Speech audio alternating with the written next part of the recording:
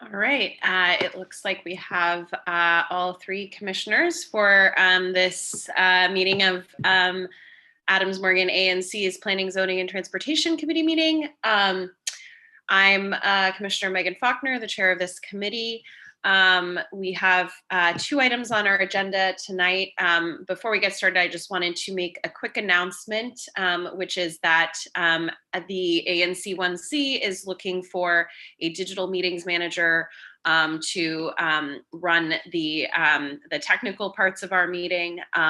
The job description and listing is on our website, and I'm also going to put it in the chat.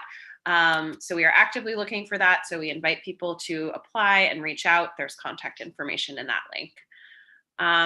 And then our first item on our agenda is the Adams Morgan bid is giving us a presentation about proposed kiosk renovations, and they're seeking a letter of support for the project. So great, Gordon, I think is already promoting. And I think Kristen and Brian, let us know if anyone else needs to be promoted.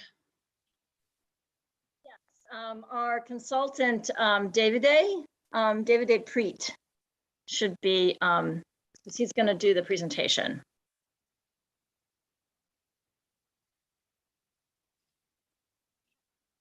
Great, go ahead and take it away whenever you're ready. Okay, oh good, there's David A, good. Yeah, so all three of you are new commissioners, so you might not remember we had started this Gateways project probably 4 years ago now. I want to say it was 2018. And is that right, Brian? He's shaking his head. I think that's right. Yeah. So we had a neighborhood-wide advisory committee with ANC commissioners, with residents. Dennis James was a part of it. We had probably 17 people on that advisory committee to help us develop gateway designs, gateway elements to kind of let people know, that they had arrived in Adams Morgan, right? So we were going to do something at 18th and Florida, at Columbia and 16th, and we were going to renovate the kiosk at Adams Mill in Columbia, because that's another gateway to the neighborhood. And then we were also going to renovate the little triangle park in front of the 7-Eleven at Wyoming 19th and Columbia. So that was the original plan, was to do these 4 gateway designs. And we applied, so we worked with a landscape architect and an architect to put together these designs. We applied for a grant from the DC Commission on Arts and Humanities, the Public Art Building Communities program, because they have a matching, at the time they had a matching grant program, especially for bids, where they would match up to $150,000. So we had set aside some money to, for that match. We would then have, we thought, well, maybe close to $300,000 if they funded, 150 and we matched it with 150, and we could have really done all of those gateway designs. So anyhow, we did not win the grant. And it was an all or nothing thing, we learned. They would either give you all the money you needed or nothing. So we didn't get anything. I think they got a lot of proposals that year. I think that was 2019, Brian, right, that we applied? I think that may have, the application may have actually been, yeah, it was, yeah, maybe. Yeah, I think you're right. Okay, yeah, because we started the whole process in 2018, working with the advisory group and the committee to develop the designs. And because you really have to show a real community-based project to get that Public Art Building Communities grant money. So anyhow, we did not win. Then we thought, well, we'll go and try to look for other sources of money. And then the pandemic hit. So all of that just sort of, was put on hold. And in the meantime, the bid decided to give our members a 50% off tax break it went into effect the fall of 2021. So we reduced our, available resources so that our members could have a break in their taxes. So some of that money that we had set aside was no longer really available. So now, come 2022, the board would really like to now renovate that kiosk. And we're not going to move forward with the other gateway elements at this time because we don't really have the funding for it right now. We may next year, because the Public Art Building Communities grants are due in June. I think it's June every year, June or July. So next year we may, if we can get our act together, we may try to go after that big money again. And I've actually, now they're not requiring the dollar for dollar match. So that could be even better for us to not have to come up with that. But anyhow, that'll be next year. But for right now, we have a little bit of money, and the board really wants to renovate the bulletin board kiosk. So, which was, one of the gateway elements that we had planned to do a project on, back 4 years ago. So, so that's a little bit of history, a little bit of background of how we got to where we are today. So David Day, Preet, has been working with us to kind of revise those plans because we can't afford to do quite everything that we'd hoped to do a few years ago. But we think we can still renovate it, make it look better, make it more useful for the community. But it is going to require some permits, and David A has already started that application process. So, and we'd really appreciate if the ANC could give us a letter of support so that DDOT will move the permits through quickly. So, yeah, and if you'd like to see, some of those gateway design elements that we worked on a few years ago, Brian is happy to pull those up and show you. But we wanted to spend most of the time now, with David A showing you the current plans that we'd like to move forward with. Hello, everyone, and thank you, Kristen, for the introduction. So let me share the screen. It will be visible now, right? Yes. Can you see the PowerPoint? Yes. Okay. So, so again, the kiosk is located at the cross of Columbia Road and Adams Mill Road, facing the bank on the northern side. There is McDonald's on the southern one, and Starbucks on the western side. So it's really visible from all 4 points of view from the street. So even when you are driving from Adams Mill or from Columbia Road in both directions, it pop up right away from the street. And as you can see from the from this image, there is no obstructions, and so it's practically visible from probably 100 feet from the street on all directions. And it seems aligned with the buildings, but not really with the street. And so you can see a couple of images here. Is a structure. Is a structure in concrete. It has a concrete roof supported by square columns, and the columns is covered by this rectangular structure that is used to support display panels. The roof is quite interesting because it's practically on the diagonals is flat, but it's rounded on the edges. And I believe that when it's painted and clean up and reorganized, it could be actually a really interesting image. And this one is used also, it's decorated with lighting during festivals and other festivities. And but right now it needs an extension cord to power the lights. And so we are going to add a solar panel on the project to help with it. And this one is the previous approved plan from the Gateway Advisory Committee in 2019. And it presents a metal sculpture on the top. There was a copper roof. That's right. That was covered by these steampunk elements in steel with an Adams Morgan sign on 4 sides, hanging structures, a decorative fascia, and also a sort of display case that was supposed to be a little bit more mostly I think that at the beginning there was also the idea to display art, or was a sort of art display. But practically right now we are looking at a simplified plan where the sculpture at the top was removed, and we are going to maintain the same 4 signs on the sides and the decorative fascia all around, that is going to be supported by 3 decorative steel flat bar that are going to be anchored on the concrete on top.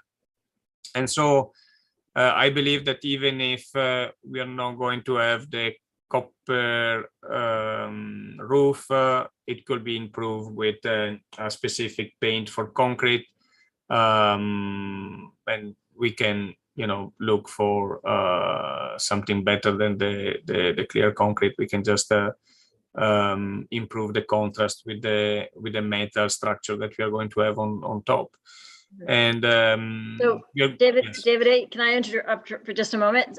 So part of the reason why we're not doing the copper roof anymore is because, one, copper has gotten very expensive, and it's also very because it's so expensive, it's in high demand and it gets stolen frequently. So putting on a copper roof was not only going to be cost prohibitive, but it would also open up the possibility of theft. So this is a little bit different treatment, as David is explaining, and it's less expensive, but also should be quite attractive.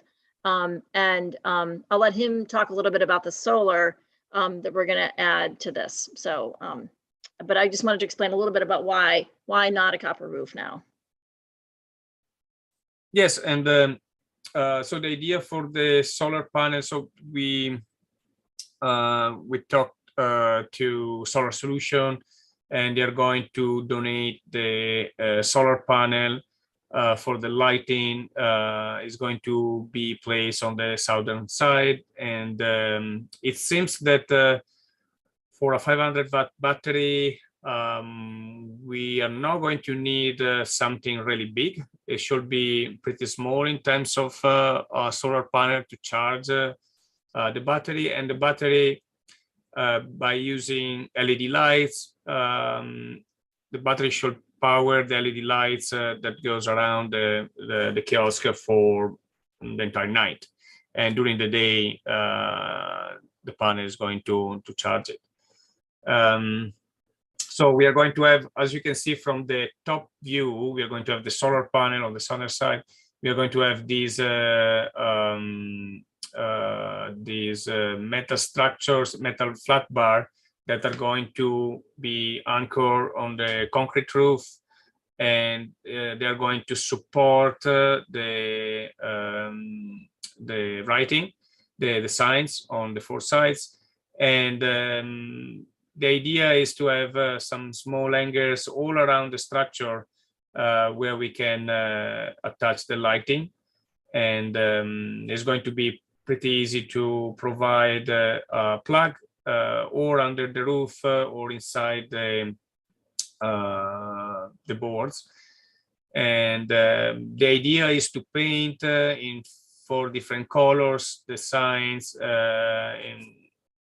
for 2 reasons. One, to define the direction, and one, to match the logo of Adams Morgan BID.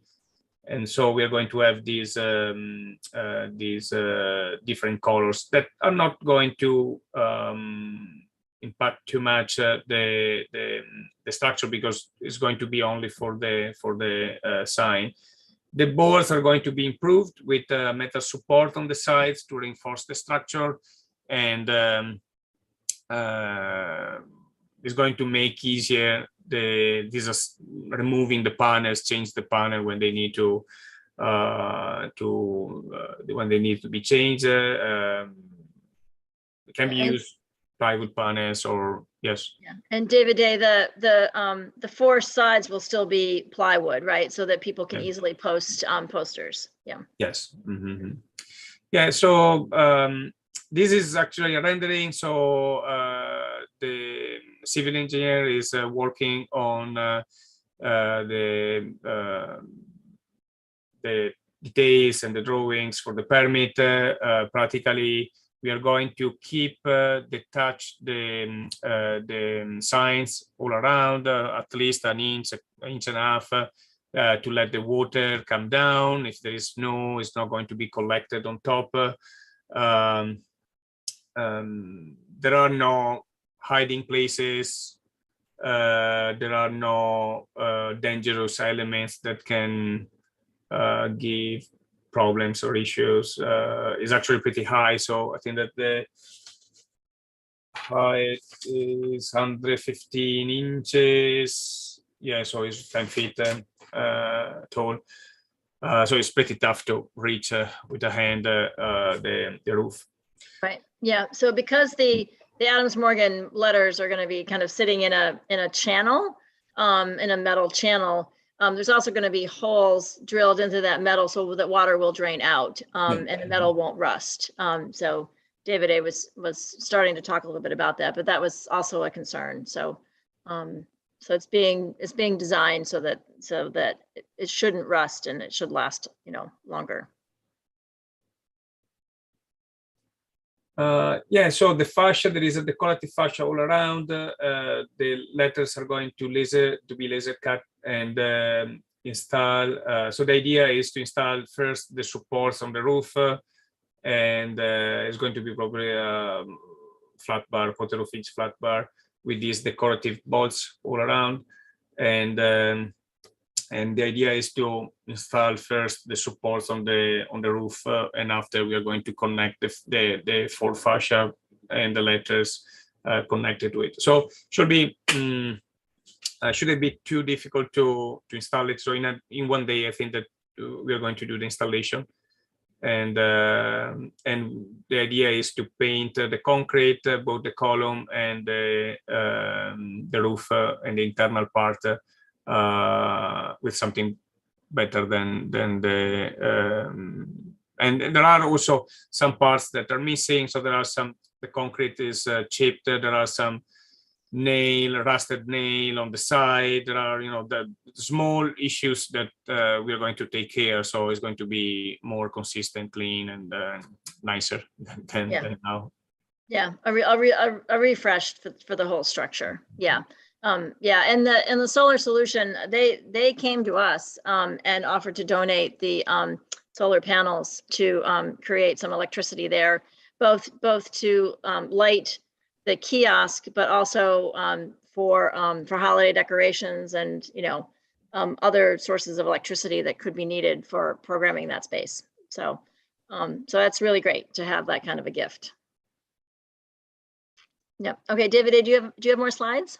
Yeah, no, if you have any question about the structure, so I'm waiting for the engineer to finish the drawing in order to submit, and it would be great to have a letter of support from you, so we can put everything together and present it to the city. So we are almost ready with it, and I think that is going to improve a lot the actual situation. Mm-hmm. Yeah. David, do you have a slide that shows the lights underneath? The lights underneath? No. So yeah. So we have we can connect. I don't have any drawing right now because I was waiting for the engineer to finalize the structure before going ahead and add the other elements. But practically, we are going to have solar solution. Say that we just need a box to contain the battery. So I think that the best position for that will be inside the panel, so it's not visible. But the electrician is going to run from the battery up to the under the roof and connect a plug and can be 110 volt and 12 volts plug, and so it can be easy to connect normal lighting or 12 volt LED lights. And with LED, I mean the energy, the consumption is nothing. So the battery 500 watt is going to be enough for the entire night, and even during the winter when the sun is of course that if there's no way there's no way to if the solar panel is covered from the snow, that is is not going to charge. But practically with the dimension of the solar panel that they gave us and the battery specification, we can have one or even two plugs on two sides, and it's going to be easy to connect the lighting. Yep. Yeah. Great. So I think is that the end of your presentation, David? Yes. Mm-hmm. Yep. Yeah. All right. Great. So yeah. Are there any questions? Thank you. Yeah. Excuse me. I think this is great. I mean, the kiosk obviously could very much use a refresh, and this looks great. And I think that's great about the solar panel and everything, especially I know the cord with the light is tough, or the cord for the lights is tough with tripping and things. So that's just great from that perspective. I guess my only question is just how long it'll basically timeline, both in terms of when you expect to be able to start it and how long it'll take for the construction and renovation and everything. Yeah, sure. So David A has already submitted the permit. I think he sent the permit application number to you, I believe. So that's already been submitted into TOPS. And we do have to have a civil engineer approve the plans to make sure that it's stable and it won't fly off and all of that. Then it wouldn't harm anyone. So that needs to get uploaded, right, David A, into the same. Yes. So as soon as the engineer finish the drawings, we just need to discuss a couple of things for the details, and. So I don't know how long it's going to take to receive the permit, but normally, I mean, if they gave us the permit in 3-4 weeks, we can start fabrication. The fabrication is not going to take too long, probably a couple of weeks, 2-3 weeks to prepare all the parts. It's mostly because we are using laser cutting, and there is all the parts to cut and assemble, and there's a lot of welding and so on. But so I think that between 2 and 3 months we should be able to finish it up for sure before Christmas, right? Yeah, before it gets cold. Right. Yeah. Great. Commissioner Balki. Thank you. A quick aside before I tell you how much I like this project. I just wanted to mention, I'm glad to hear you mention that little 7-Eleven park that's up there near Columbia. If you guys are able to do something on that next year, please give me a shout, because it's could use a little refreshment. And as for the kiosk, I've loved the kiosk for decades. It's always been a landmark for me here in Adams Morgan. I'm glad to see what you're doing. I'm happy to endorse it. Just leaves me with a couple of sort of larger thoughts. I know a lot of good things are happening on that little sort of plaza there surrounding the kiosk. I know you're putting in those benches, which I think we might want to endorse at some point. And I don't know if this is the right venue for that, but that's a good thing. You've got the trees coming in. I'm just sort of wondering, does this plaza have an official name? I know we've got Unity Plaza down the street. It might be good to give this plaza a little, generic, uplifting, virtuous name as well, because the bank changes names every 5 years. So with that, happy to sign up, and any thoughts you have, I'd love to hear. Yeah, no, this plaza doesn't really have a name. You're right. We've some people have called it BB&T Plaza just to distinguish it from SunTrust Plaza, but now that SunTrust and BB&T are now Truist and have merged, I don't know what to call it. So the banks have a little bit of baggage in the neighborhood lately, so So we're trying to avoid naming things after the banks. Yeah. Call it Diversity Plaza or something before somebody else gives it a name that you don't Right, like. right. But that's a good project for the ANC maybe, is to start a community dialogue about, what that plaza should be called. But yeah, so and about the trees are indeed dead. We got a lot of emails about them. And DDOT has certified that they did not last.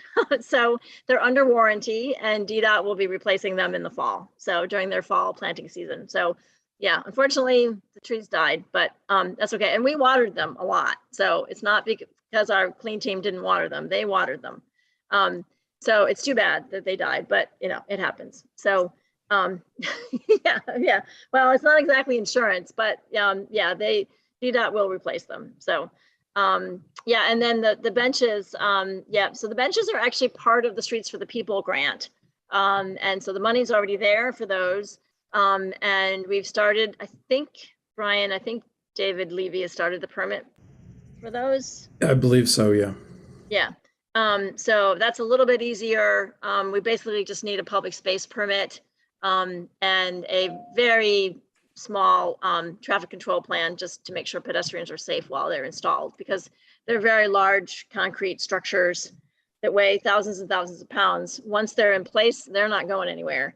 But getting them into place, we have to have a traffic control plan, but it's nothing like the traffic control plan for the pedestrian zone. So totally different kind of thing. That's so both of these things will be making that plaza a more friendly place that people will want to be. And and we're going to hopefully do our Porch Fest headquarters there again in October, on October 1st. That area works really well for that. So there'll be other opportunities to activate that space as well. So based on our limited staff ability. I'm sure y'all have noticed that the bike share station moved over to Columbia Road, which frees up all kinds of space in the plaza. Yeah. So that was something else that that DDOT suggested happen some time ago now. Is that it be moved so that it could be expanded. So there's actually more bikes there now, and they did that also to create more of a barrier so that pedestrians are forced to cross at the crosswalk and don't cross in the middle of the road, which is not as safe. So it was done for safety and to expand the bike share station. Yeah, Jake. Oh, Adams Mill Plaza. Okay. All right. Yeah, I don't know. Yeah, I've never really heard an official name. So anyway.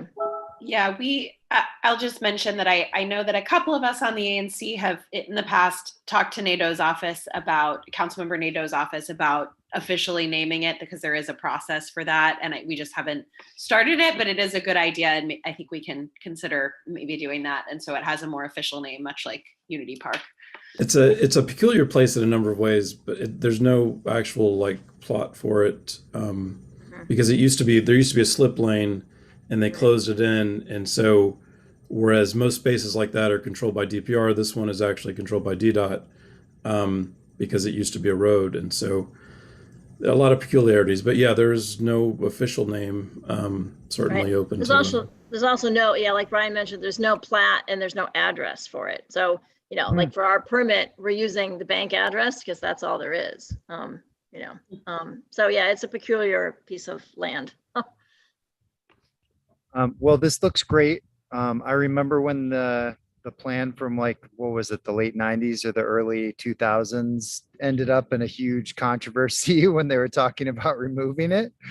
And there were videos made, and Josh Gibson was involved. So I like seeing this plan and an updated, refreshed design for the neighborhood. Love the idea of the solar panels. Thank you all for doing it. So you certainly have my support, and I'm happy to support a letter from the ANC officially endorsing the idea. Great. And then any questions from the community? It looks like Eric may have a question.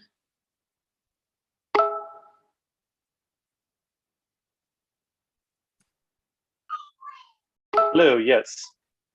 I had a quick question for a few things. One, what is the surface material of the kiosk, the actual the four sides of it that are meant for posting purposes?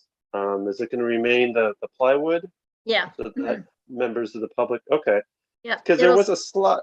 There seemed to be a slide that indicated some sort of locked display case. Is that no longer an option? Yeah, that was part of the Gateways project, as I mentioned at the beginning. And yeah, that's no longer part of the plan because it's prohibitively expensive.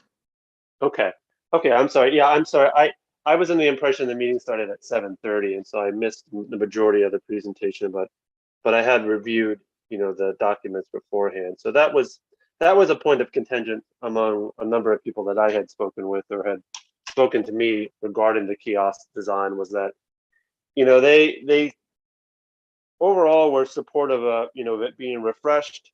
They didn't necessarily feel as if the bid should be using it for its own branding purposes. I think the notation regarding the color selection of the Adams Morgan coordinating with the bid logo was a bit offensive to some people, in the sense that they felt that this was a public amenity that was kind of being taken over or used for a private organization's promotional use. So you might want to curtail that language in the future. And then also the fact that it looked as if with the display board or the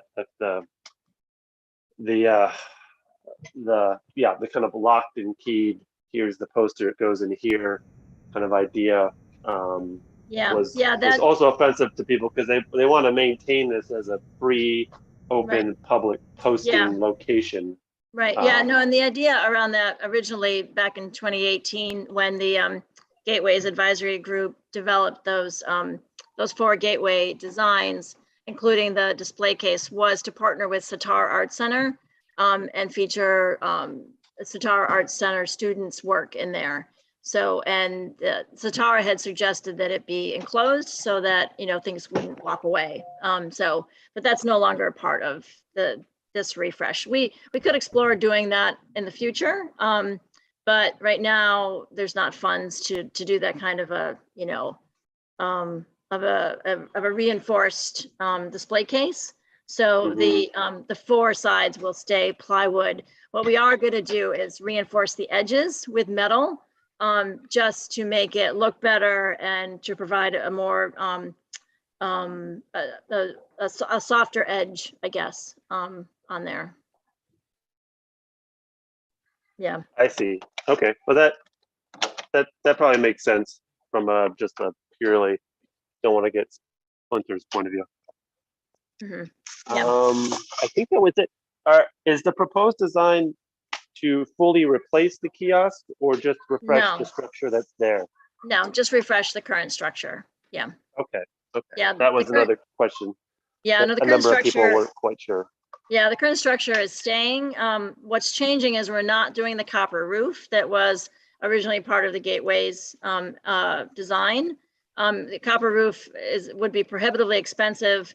Also, it would be likely to be stolen because copper is so valuable right now.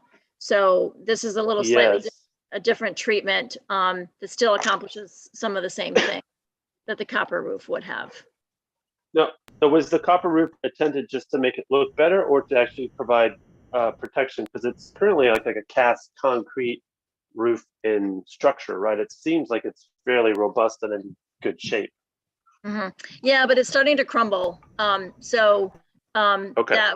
was part of why why copper was what was selected at the time. But it's no longer really affordable nor appropriate, because we don't want it to put stuff up there that's going to be stolen right away. I see. So if you look at the edges, sorry, the edges around the skirt of the roof. You can see where it's crumbling some. But I this see. is think of this as basically like a hat going on top of the current kiosk. Okay, so there will be a roof structure of some sort applied to it, or reinforcement of the existing roof. That's right. Yeah, yeah. I mean, in these drawings, you see that there's the metal, kind of like a metal frame that will both protect the roof and secure the solar panel for electricity, but then also support the words around the four sides. I see. Okay. Okay. Cool. And then the sculpture was removed for. Yeah. Yeah, there's not funding for that. That was part of the Gateway's design that we'd applied. So at the beginning, I mentioned that there was a Gateway's advisory group that met for about a year in 2018 and came up with these 4 different Gateway elements.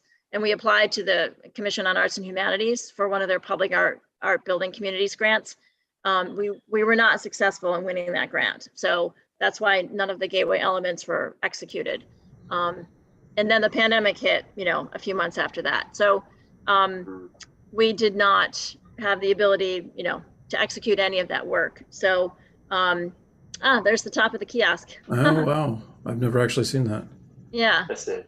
Yeah. So If you've seen any, a couple of images. We are also planning to, you can see some of the cracks on the concrete, the rusted part on the top. There are some peeling and some bolts that are rusted, and the side is, so I mean, there is a lot of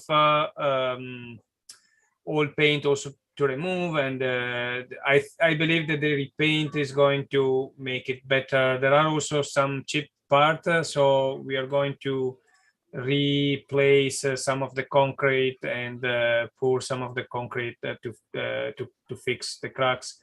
We are not going to open it up and refill it, but just make sure that there is no additional water that filter in. And during the winter with ice, it expand and crack more the concrete. So we are going to take care of the basic to maintain the basic structure. I believe that the idea of the copper roof was also to protect a little bit more the concrete, but I don't think that is needed. I mean, when this one is covered and this one is fixed, there are a couple of other things that needs to be taken care of, but the structure itself is in good condition. if you're very old school, Adams Morgan, you might remember there was a nautical type flagpole that extended out of the top of this, with the large pole and then the cross beam. And if you're really curious, the opening scene for In the Line of Fire, he drives on 18th Street and you can see the kiosk and the flagpole in the background. So, yeah, homework project. Yeah, yep, yeah. It's a good Clint Eastwood vintage mid 1980s movie. Yeah. Yep. So we're as David A mentioned, the underside will get a new fresh coat of paint, and as well as the roof to refresh this, but only after they do some of those repairs that he mentioned. Okay, sounds good. Yeah, I mean, there are a lot of concrete sealants on the market that will adequately, patch and replace that. And then with the addition of the metal roof, as long as that it's sealed up in such a way that doesn't, well, ideally doesn't allow any kind of water to infiltrate between the layers, because that will continue to cause damage. So as long as that's done properly, it should definitely beef up the structure and hopefully keep it maintained in good shape for the next. I mean, how old is the kiosk? What, like 30, 40 years? No, probably more than that. I think I want to say 70s. Okay. I said not 70 years, 1970s. Right. Okay. So it's pushing mid 40s, 50s. Mm-hmm. Yeah. Okay. Yeah. Yeah. And the only work that we're aware that's really ever been done is the panels. The plywood panels get replaced, removed periodically. We've done it a few times. Other neighbors have done it, on their own. So that's really the only maintenance it's ever had. I see. Okay. All right. But Well, cool. Jake asked a question about whether or not the structure is structurally sound. And David A., you've been working on that, right? Yeah, we cannot excavate and check the foundation, but the structure itself is in good condition, and the weight that we're going to add to it through the sign is nothing. Is really light, so I mean it's not going to impact in any way the structure. We just need to make sure that we leave the opening between the sign and the concrete side, so water and snow can pass through without be collected on top of the structure. But I mean, a column like this, 15 by 15, can support a building, right? So there is no issues regarding that. Great. So unless anyone has any commissioners or members of the public have any additional questions, I think we're probably ready to move on to a vote. Looks like no hands. So I think this was added to the agenda with plenty of notice. So we just can have a vote on whether to recommend whether to recommend the commission's support, write a letter of support from the permit application. So all in favor, please say aye. Aye. Aye. Any opposed? Any abstentions? Great. So 3-0, we recommend letter of support. And then the next item on our agenda is also the bid. This item we'll have to have an initial vote to formally add it to the agenda because it didn't have the full 10 days notice. And I will let Brian and Kristen explain it in more detail, but this is an item to consider a letter of support for converting, I believe it's 6 parking spots on 18th Street that are currently metered parking spots into a loading zone during the day. They will then revert to paid parking at night. And I'm sure we'll have a lot more information, but since we didn't have the full 10 days notice, we need to take a vote to say that it would not be adverse to the community to hear this. We will obviously, before we can do, before the commission will hear this next week, if we vote. So there's still some time for that. Do I get a motion that we consider this on our agenda tonight? Can I get a second? Second. All right. All in favor of adding this to our agenda, please say aye. Aye. Any opposed? Any abstentions? Great. So, all right, Kristen and Brian, if you want to let us know about this project and what you're looking for.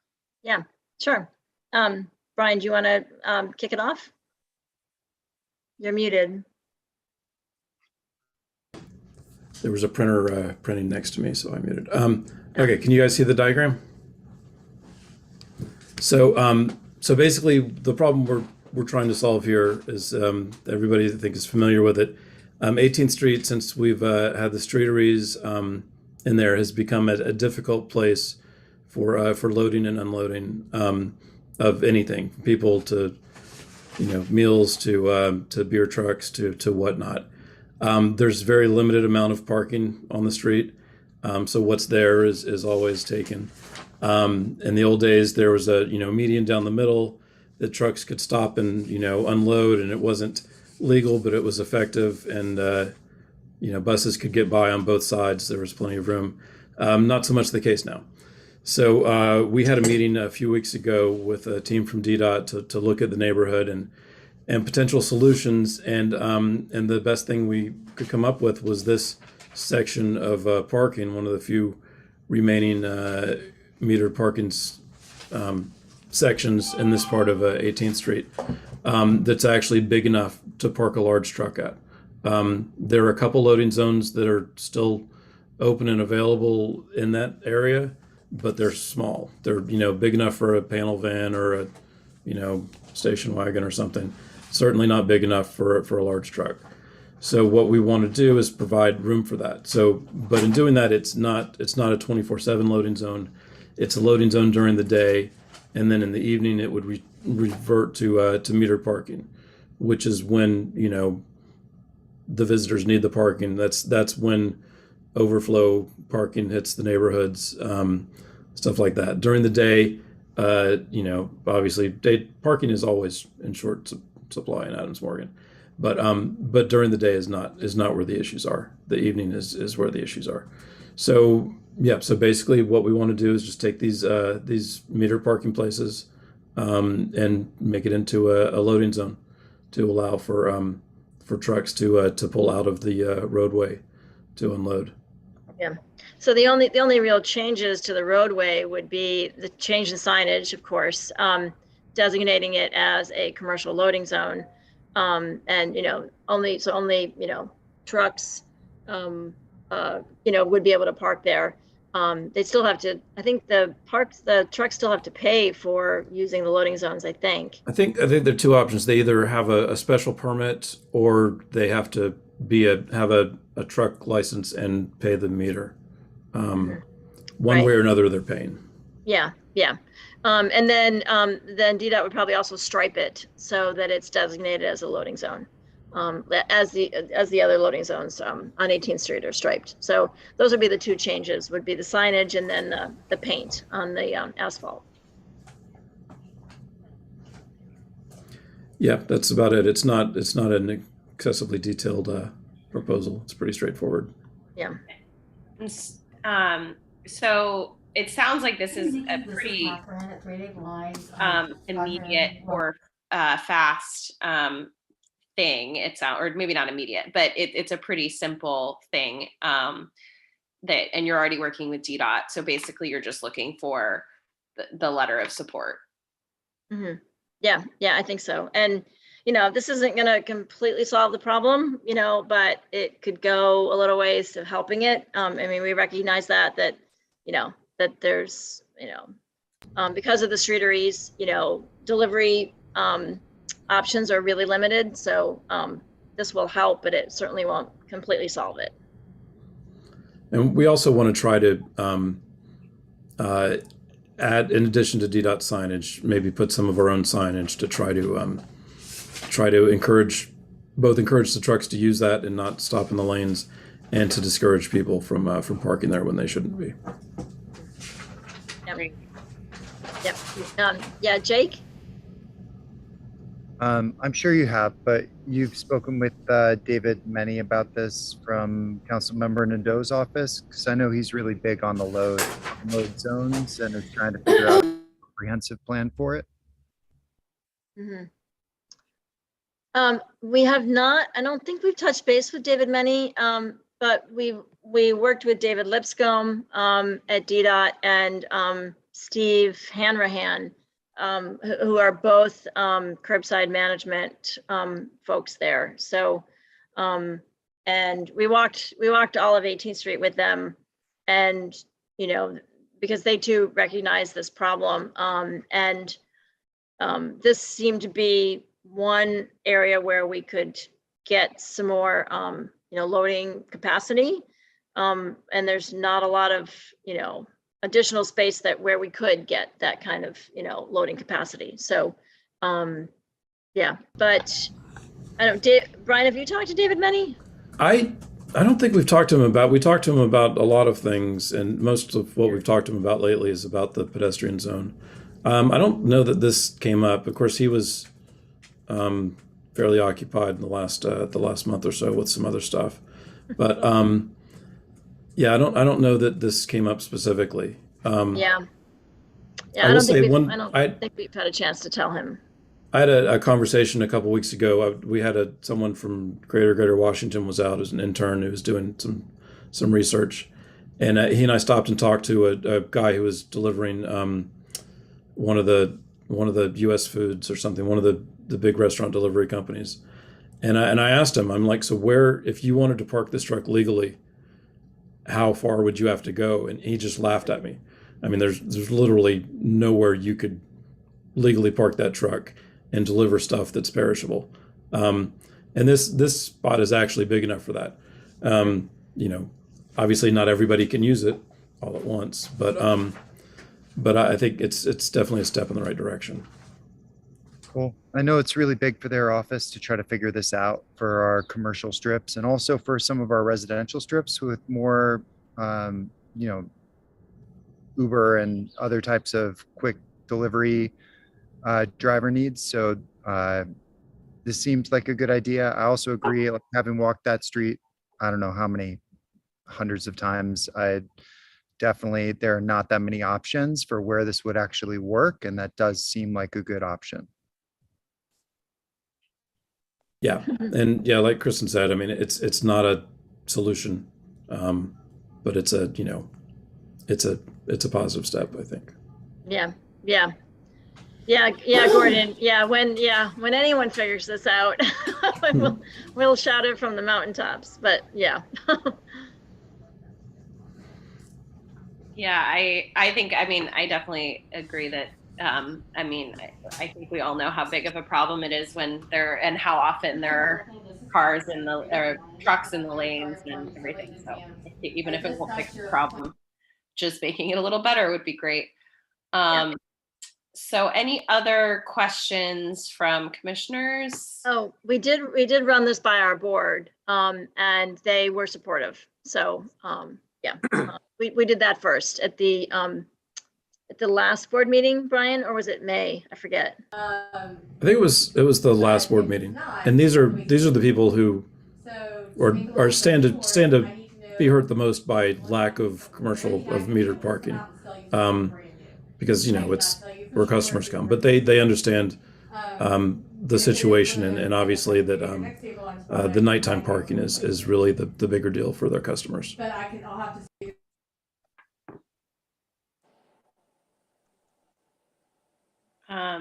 All right, any questions from the community, from community members?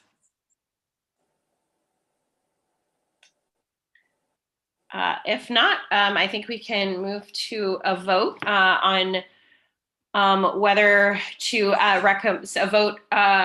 recommend that the full commission write a letter of support for this. I guess, would it be a permit or just a full redesignation, for the redesignation of the parking spaces as a loading zone?